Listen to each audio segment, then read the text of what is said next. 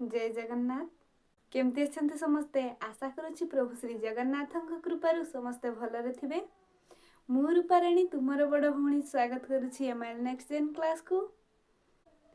आमे पढ़ुथिले द्वादश श्रेणी बाध्यतामूलक ओडिया साहित्य ज्योति बहिर चतुर्थ प्रबंध। प्रबंधटीर नाम होछि स्वाधीन देशर शिक्षा चिंता एवं ताहार प्राबंधिक होउछंती गोलक बिहारी धड़। भाग 1 आलोचना करिथिले, आज आमे भाग 2 आलोचना करिबा। पूर्व प्रसंग रे आमे पढ़िथिले जे सरकार बहुत योजना करिसंती, किंतु से योजना गुडी को बुझिबा पई जनसाधारण को मध्य रे सेतिकी शिक्षा नहीं एवं से योजना गुडी को जेतेबेले अर्थ विभाग पाखक आसी थाए सेतेबेले प्रथम आघात पड़ी थाए शिक्षा उपरे। चलंतु द्वितीय भाग आलोचना करिबा। एही शिक्षा संबंध रे अल्प किछि दिन तळे इलस्ट्रेटेड वीकली रे गोटे लेखा बाहरी थिला। से लेखा रे भारतीय लोक माने अमेरिका रे पाठ पढ़ी सारी काहेकि भारत को पुनर्बार फेरिबा को चाहू नाहंती ताहा सेठारे वर्णना करा जाइछि। कारणटी कोन जानिबा। सेथिरे से अमेरिका रो सुख संभोग और टंका पैसा छाड़ी देले असल कथा लिखिछंती। भारत रे विशेषज्ञ मानकर विशेष मूल्य नहीं। से लेखारे से लिखिछंती जे अमेरिका रो जो सुख संभोग एवं टंका पैसा को छाड़ी देले मध्य भारत रे विशेषज्ञ मानकर विशेष मूल्य नहीं।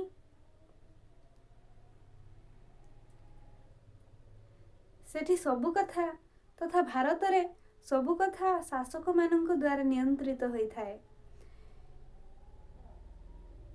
भारत वर्ष रे जो विभाग रे जेते विशेषज्ञ अछंती से माने समस्ते अल्प बहुत निश्चय एक कथा अनुभव करिथिबे जे भारत रे विशेषज्ञ मानकर कोनोसी मूल्य नहीं एवं एठी भारत रे प्रत्येक कथा सेही शासक मानक द्वारा नियंत्रित होई थाए। एक कथा प्रत्येक विभाग रे जो विशेषज्ञ माने अछंती से माने निश्चित भाव रे अनुभव करिथिबे। एही विषय रे गत मे मासरे बॉम्बेरू अर्थात मुंबईरू बाहरु थिबा एक संडे स्टैंडर्ड नामक खबर कागज रे शासक विशेषज्ञ बोली गोटे शीर्षक अग्रलेखारे अति गहित भाव रे अथच प्रणिधान योग्य मतामत मान प्रकाश करिसंती। विशेषज्ञ माननकु विशेष सम्मान मिलु नाही बोली भारतीय छात्र माने अमेरिका छाड़ी आसीबा को चाहू नाहंती। ए भारत वर्ष रे विशेषज्ञ माननकु विशेष सम्मान मिलु नथिबारु भारतीय छात्र माने अमेरिका छाड़ी आसीबा को चाहू नाहंती। भारत सरकार जणे अमेरिका रे रहुथिबा भारतीय छात्रन को चिठी लिखिथिले, पत्र लिखिथिले एवं सही पत्र रे जणाइथिले जे भारत सरकार तो अमेरिका सरकार पर धनी नुहंती, तेणु से अंतत निजर देश सेवा करिबा पई निज देश को फेरी आसंतु।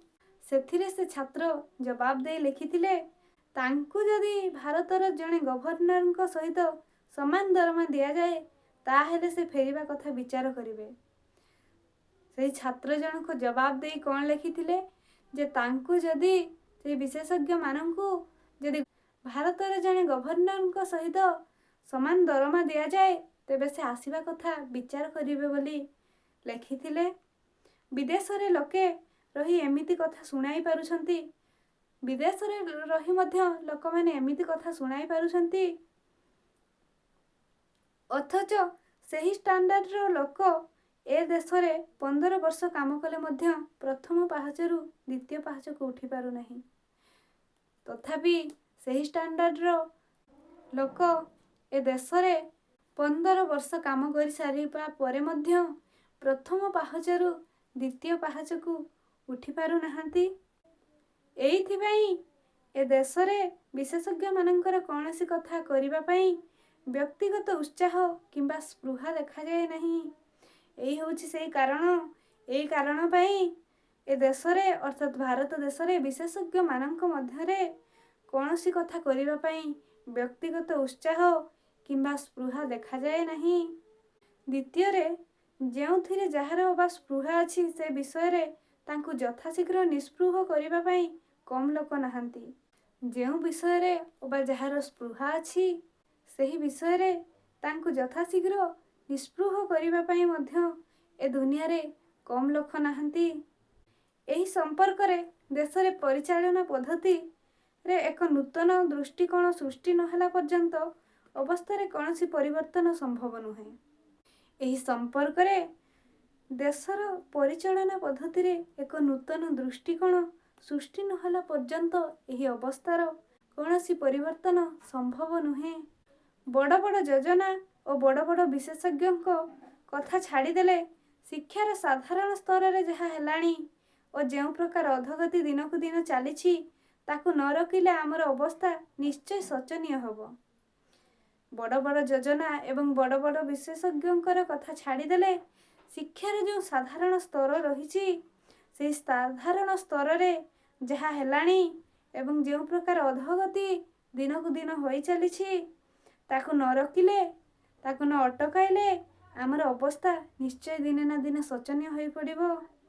ଶିକ୍ଷାର ପ୍ରଚାର ପ୍ରସାର ବାହାରକୁ ଯେତେ ଦେଖାଯାଉଥିଲେ ମଧ୍ୟ ଯେଉଁମାନେ ଶିକ୍ଷା କଥା ଜାଣୁଛନ୍ତି ସେମାନେ ନିଶ୍ଚିତ ଭାବରେ ଅନୁଭବ କରିଥିବେ ଯେ ଶିକ୍ଷା ରାଜ୍ୟରେ ଏକ ନିରୁପାୟ ଅବସ୍ଥାରେ ଆସି ପହଞ୍ଚିଲାଣି। ସେଇଥିପାଇଁ ବୋଧହୁଏ ଭାରତ ସରକାର ଏକ ଶିକ୍ଷା କମିଶନ ବସାଇ ଭାରତୀୟ ପରିସ୍ଥିତିର ନିରୀକ୍ଷଣ କରୁଅଛନ୍ତି।